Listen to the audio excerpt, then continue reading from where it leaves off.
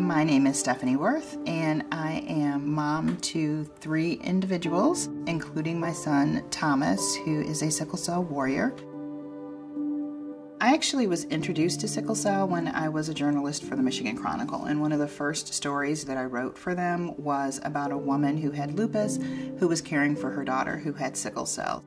Fast forward a few years later, I was working for the Convention and Visitors Bureau, and one of the torchlighters that year was a child with sickle cell. I happened to be pregnant with Thomas at the time, so I had no idea that I would be using all of this information very soon. Thomas was a 9-pound, 15-ounce baby. So, you have this big, healthy 10-pound baby, and I'm home on maternity leave, and I got a letter in the mail from the Sickle Cell Association. When I read the letter, it said that your child has a sickle cell condition. And I just, I went into shock.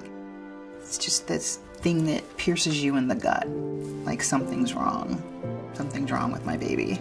You actually go through a grieving process when you get that news, because it's like you still have this child, but you've lost the prospect of a healthy child.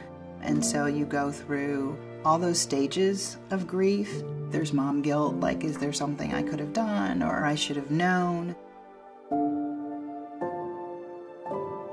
So when Thomas was an infant, he was hospitalized somewhere between 18 and 21 times.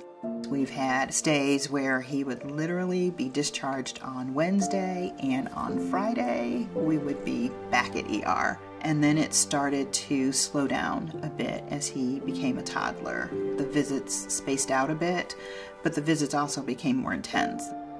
It was a lot for my 8-year-old to kind of endure, because it had just been him and I for all of those 8 years. And so I was missing hockey games with him. I was missing hockey practices. I was missing baseball games with him, picking him up from school.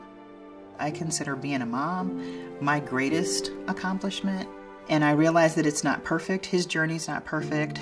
Anything that happens, you carry that deep in your heart, but give yourself grace, because as a mom, you already carry a lot of guilt.